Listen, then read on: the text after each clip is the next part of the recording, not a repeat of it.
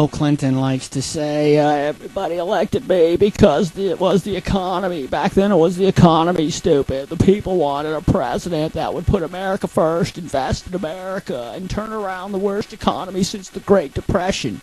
That was back in 1992, man. They said the same thing again in 2008. They say the same thing every time they are not the president. And not spend all their time on foreign policy. And then he ends up getting us sucked into more frickin' weird-ass incidents, losing our ass around the world. But, yeah, everybody loves those day-in-the-military 90s.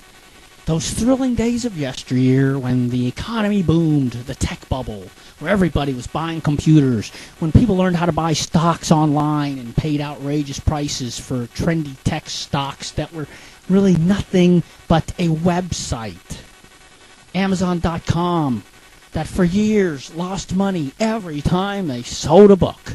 eBay, where people sold you a bill of goods, got your credit card numbers, hand your money, and you never heard from them again, and neither did eBay. Or whatever you thought you were getting was nothing like what you actually got. And then Yahoo.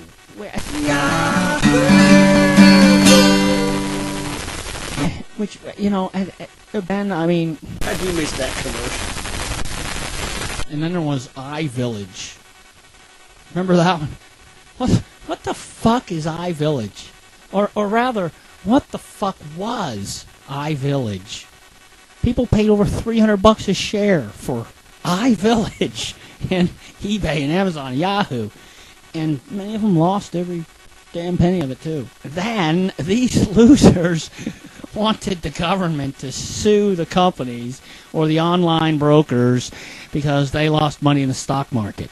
You know, they didn't understand that the stocks could go down and they could lose money. Just like they don't understand now that the value of a house could possibly go down and they could just still end up paying a mortgage on the, you know, value of the high value that they bought the house at. But it's another story. Incidentally, lots of the money that was invested in tech stocks during the days of the, you know, the glorious 90s tech bubble either, you know, flew out the window or down the drain. Definitely one of those two on or about the same day that Justice Penfield Jackson and Deputy Attorney General David Boies were prompted by Netscape. Remember them? Quaint little browser program, no longer with us. To indict big Mr. Softy. Yeah, buddy, Microsoft. Omnipresent, omniscient, omnipotent, ubiquitous, prolific. Well, maybe not prolific. Profligate. I'm drawing a blank on what that one. Just this second. Proliferatable, or something.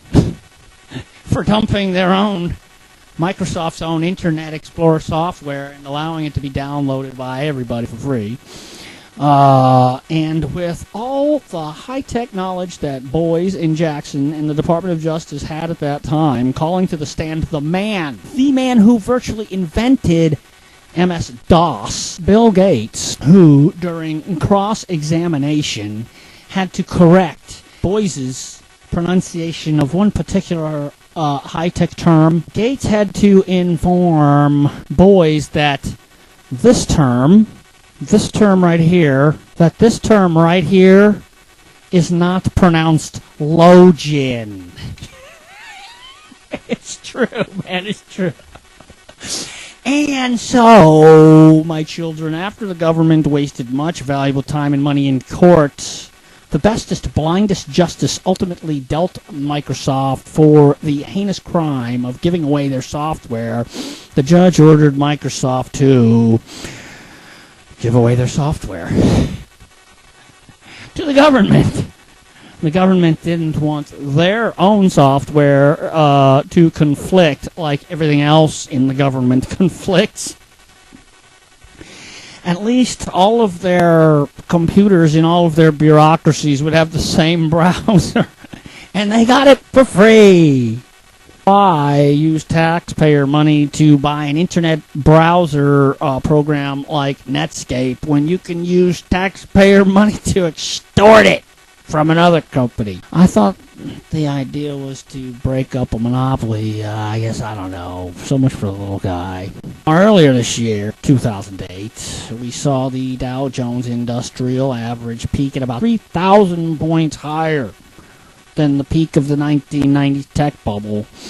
But the mainstream media neglected to point out to you such a minor detail as that because they had to keep y'all hating all the Republicans so you would vote for Obama the Magnificent. And I guess it worked. But you'll find out someday. You'll be sorry. You will curse the day. You will curse the man himself. Verily I say unto you, before the cock crows 3 times, you will deny you ever even voted for Obama. You will. Back to this awful economy versus the damn near utopian 1990s. Today, nobody in the lower middle class of American consumer families still uses computers anymore that they bought a decade ago. Because, they've bought new ones more than once. And they will buy more as technology continues to advance. They bought all the new video game systems because they were tortured by their kids who had to have the very best new game system to have in the world, at least until next Christmas. They bought all the games to go with them. They bought flat screen plasma HD TVs, CDs and DVDs and DVRs and MP3s and GPSs and Blackberries. You got them. For some reason, none of this seemingly heavy commercial activity, all this mass consumption, has done a thing in the world to help today's, according to Barney Frank. But if you absolutely refuse to listen to any conservative talk radio at all because you think the hosts of these shows are narrow-minded, intolerant of dissenting opinions, don't want any contradiction and interruption, then you probably won't hear any evidence that mankind is not causing global warming. The war in Iraq is, in fact, going well, quite well. Republicans are not just solely for the rich, and the economy is doing much better than whoever you watch and read and listen to care to let you know about. But you think you're real up on things, don't you? I mean, you watch The Daily Show with Jon Stewart. Sometimes you even catch Rachel Madcow